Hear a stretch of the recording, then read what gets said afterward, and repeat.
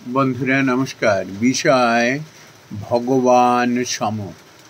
বন্ধুরা, আমরা কিছু কিছু মানুষকে তার কর্মের জন্য আমরা না এরকম বলে থাকি যে আপনি না আমার কাছে ভগবান, বলি না? তার কারণ আছে। আমরা অবচেতন মনে এই কথাগুলো হৃদয় থেকে যখন নিঃসৃত হয় অকপটভাবে, তখন আমরা বুঝতে পারি যে কেন মুখ থেকে এই শব্দটি বেরালো। বন্ধুরা, আমরা কেন মানুষকে দেবতুল্য বলি, দেব সম বলি? তার কারণ হলো তার উৎকৃষ্ট কর্ম বলি। যেমন দেখবেন আজকাল এই সোশ্যাল মিডিয়াতে, সমাজ মাধ্যমে দেখি না, কিছু কিছু মানুষ যেন সামারিটান, এমনভাবে অসহায় মানুষগুলোর পাশে দুঃখ কষ্টে ক্লিষ্ট রোগে জর্জরিত ছোট ছোট বাচ্চারা বাবা মাকে সেবা করবার জন্য ট্রেনে হকারি করছে,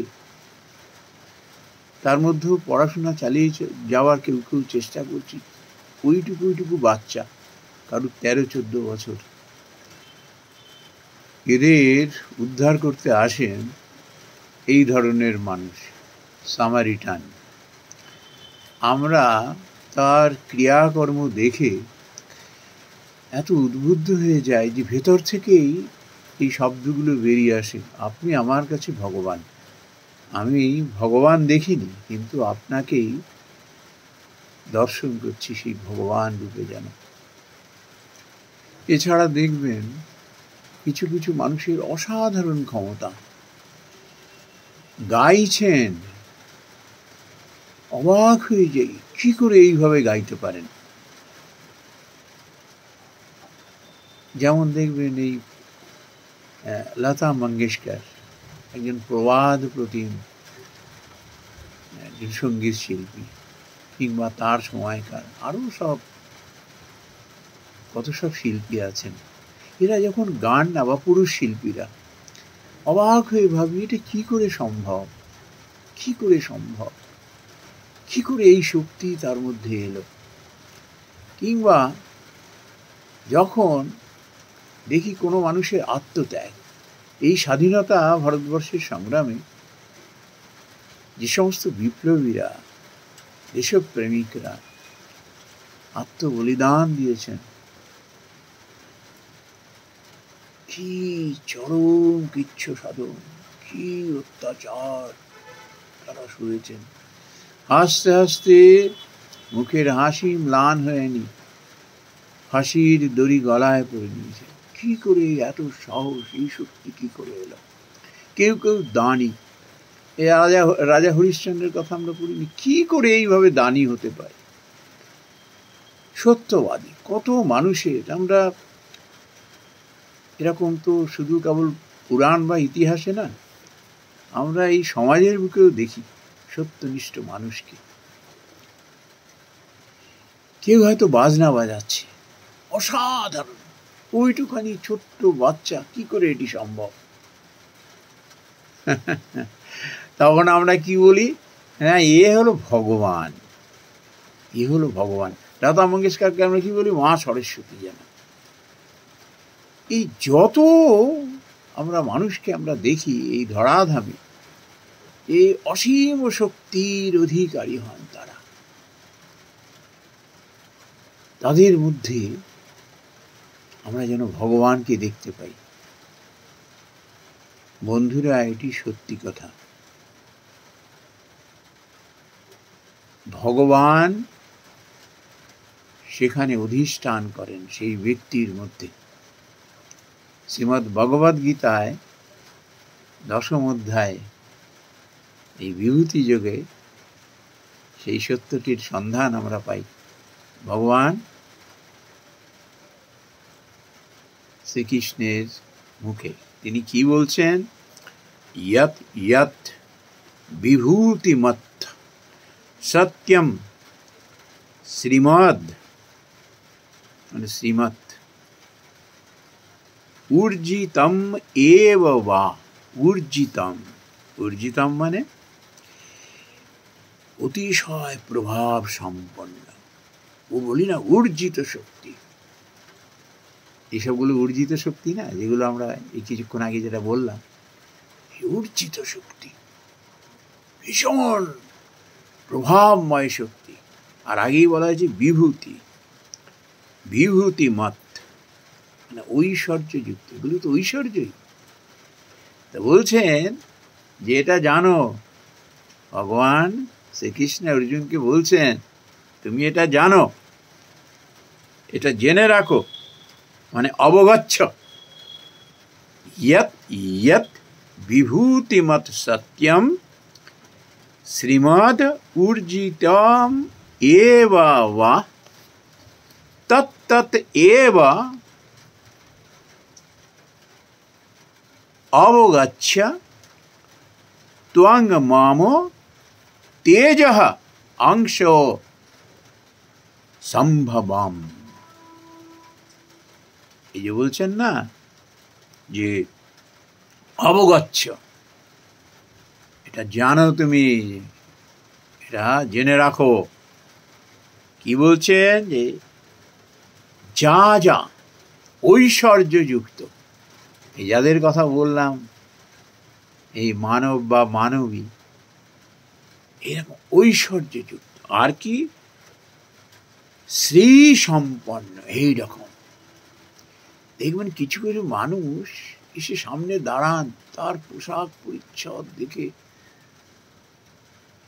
তার কোনো সাজগোজ নেই, কিচ্ছু নেই, একদম স্বাভাবিকভাবে এসে দাঁড়ান। দেখবেন কোনো সাধু দেখবেন এরকম, বা সন্ন্যাসিনী, তার তো না আছে সাজগোজ, না আছে কিছু, না আছে পোশাকের ভার, এসে সামনে দাঁড়ালেই তার যে সাধনালব্ধ যে শক্তি, সেটা যেন তার শরীর থেকে বিচ্ছুরিত হতে থাকে, ঐশ্বর্য। প্রকৃত সন্ন্যাসী কিংবা সন্ন্যাসিনী কিনা, সেই ঐশ্বর্য প্রভাব যেন বেরাতে থাকে। তা বলছেন যে তাহাই আমার শক্তির অংশ সম্ভূত বলিয়া জানিবে, তেজ অংশ সম্ভবম। অবগচ্ছ, জানো এটা। তাহলে কি হলো, যা যা কিছু ঐশ্বর্যযুক্ত, এই সমস্ত ঐশ্বর্যযুক্ত এবং শ্রী সম্পন্ন, এরকম শ্রী অথবা অতিশয় শক্তি সম্পন্ন, এরকম, সেটা আমারই শক্তি। এটা তুমি জানো অর্জুন, সেটি আমারই শক্তি। এই জন্য আমরা এই মানুষগুলোকে আমরা ভগবান আখ্যা দিয়ে দেই। ভেতর থেকে, হৃদয় থেকে এই কথাগুলো বেরিয়ে আসে, আপনি আমার কাছে না ভগবান তুল্য।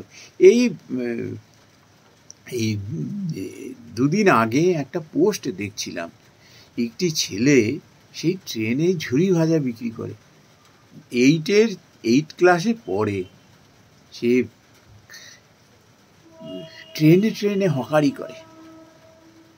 অবসর সময় যদি স্কুলে যেতে পারলো গেল, নালে গেল না। সকালবেলা বেড়ায়, রাত্রি 10টা 11টার সময় বাড়ি ফেরে, বলে এত ক্লান্ত হয়ে যায়, আমার খেতে ভালো লাগে না, শরীর ভালো লাগে না। এটি কেন করছে জানেন?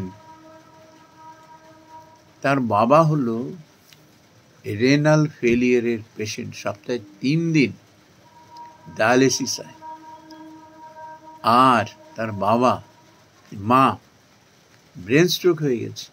সংসারের এই পরিস্থিতি সে সহ্য করতে পারেনি। এরকম একটা অবস্থায় এই সামারিটান, এইরকম বিভূতিযুক্ত ঐশ্বর্যময়, যার হৃদয় মানব কল্যাণে সমর্পিত, এসে যেন হাল ধরলেন। ভগবানের শক্তি তার মধ্যে এসে, সে নিজে বলছে আমি কিছু করছি না, ঈশ্বর আমাকে দিয়ে করাচ্ছেন। তার কারণ কি? এত শক্তি, ইচ্ছা শক্তি কোথা থেকে পেল? ভগবান তার মধ্যে ভর করেছেন। ওই জন্য বাচ্চা ছেলেটি এরম বলছে যে দাদা আমি আরেকবার তোমাকে প্রণাম করি, দাদা আমি আরেকবার প্রণাম করি। হৃদয়ের কথা, এই দৃশ্য যে দেখবে অন্তর্দৃষ্টি দিয়ে সেই বুঝতে পারবে ভগবানের ঐশ্বর্য কোথায়। এরকম তো আমরা কত সমাজের বুকে দেখছি। ভগবান যে কার উপরে কিভাবে সদয়হান, তার কৃপা যে কার উপরে কিভাবে বর্ষিত হয়, কার মধ্যে যে তিনি ভর করেন সেটা সে জানেন। এইরকম ঐশ্বর্য কার মধ্যে আসে, ভগবান কার মধ্যে এই ঐশ্বর্য নিয়ে, এই প্রভাব নিয়ে তার মধ্যে প্রবেশ করেন, এ তারই কৃপা, তিনি জানেন। আর যার মধ্যে এটি ভর করে তিনি জানেন। আর আমরা যারা সাধারণ মানুষগুলো চেয়ে চেয়ে দেখি, তারা বুঝতে পারি, অবাক হয়ে যায়, আমরা বিস্মিত হয়ে যাই, কিভাবে এটি সম্ভব। কোন মানবের পক্ষে কি এটি সম্ভব? হ্যাঁ, মানবের পক্ষেই সম্ভব। কেননা ঈশ্বর যে কৃপা করেছেন, দয়া করেছেন। নমস্কার বন্ধুরা।